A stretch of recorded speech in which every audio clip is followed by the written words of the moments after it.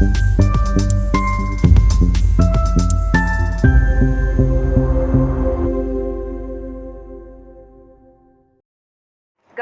राज्य के मुख्यमंत्री भले ही गढ़चिरौली जिले के पालक मंत्री हैं, फिर भी थोड़ी सी बारिश में गढ़चिरौली नागपुर राष्ट्रीय राजमार्ग पर बाढ़ आ जाती है, जिससे जिला मुख्यालय से संपर्क टूट जाता है और कई सड़कें बंद हो जाती हैं। ये एक त्रासदी है। गढ़चिरौली जिले के पालक मंत्री देवेंद्र फडणवीस और केंद्रीय सड़क और परिवहन मंत्री नितिन जी गडकरी को इस पर गंभीरता से ध्यान देना चाहिए। गढ़चिरौली कांग्रेस कमेटी के जिला अध्यक्ष महेंद्र ब्राह्मणवादी ने अपनी राय व्यक्त की। साथ ही उन्होंने राज्य सरकार और केंद्र सरकार से अनुरोध भी किया कि जिले के विकास के लिए इन बातों पर ध्यान देने की आवश्यकता है।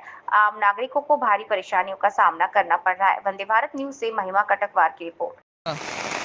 नमस्कार, गडचिरोली जिल्ह्यातील समस्त जनतेला मी आवाहन करतो की आपण ज्या पद्धतीनं राज्याचे मुख्यमंत्री देवेंद्र फडणवीस साहेब हे मागील 3 वर्षापासून या जिल्ह्याचं पालकत्व स्वीकारलेले आहेत।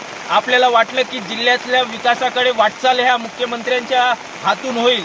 विदर्भाचे मंत्री केंद्रीय मंत्री नितीनजी गडकरी साहेब हे जिल्ह्यामध्ये मतदानाच्या वेळेस सांगतात की जिल्ह्याला विकासासाठी पुढे घेऊन जाऊ, परंतु आपण बघू शकता की या गडचिरोली मुख्यालयापासून 2 किलोमीटरवरचा हा रस्ता आहे आणि याची पुलियाची हाईट जर बघितली ही फक्त 30 फुटाची आहे।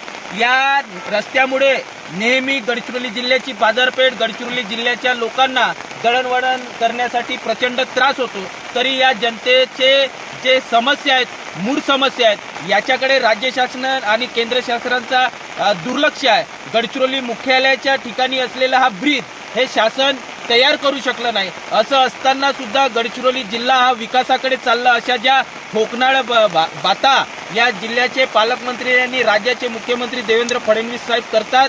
मित्रांनो, या जिल्ह्याचा विकास खऱ्या अर्थानं जर करायचा असेल तर याच्या जिल्ह्यामध्ये पूर्णवेळ पालकमंत्री आपल्या जिल्ह्याला मिळाला पाहिजे, ही मागणी जोर लावून धरली पाहिजे, जेणेकरून या शासनाला या जिल्ह्यातील अनेक ज्या अडचणी आहेत त्या दिसल्या पाहिजे आणि त्याच्यातून कुठेतरी आपल्या जिल्ह्याला विकासाकडे घेऊन जाण्यासाठी मार्ग निघाला पाहिजे। त्याकरिता आपण सुद्धा राज्याचे मुख्यमंत्री देवेंद्र फडणवीस साहेबाला जिथे जिथे पूर परिस्थिती आहे तिथून आपण व्हिडिओ तयार करा आणि राज्य शासनापर्यंत हे व्हिडिओ पाठवा, जेणेकरून मुंबईत बसून या जिल्ह्याचा विकास होणार नाही, तर गडचिरोली जिल्ह्याकडे सातत्यानं लक्ष देऊन या जिल्ह्याचा विकास आपल्याला सगळ्यांना करावा लागेल। मी आपल्या या व्हिडिओच्या माध्यमातून राज्य शासनाला आणि केंद्र शासनाला विनंती करतो की या गडचिरोली जिल्ह्यातील अतिदुर्गम भागातील या आदिवासी बहुल जिल्ह्याला न्याय मिळवून देण्यासाठी येणाऱ्या काळामध्ये आपण प्रयत्न करावे।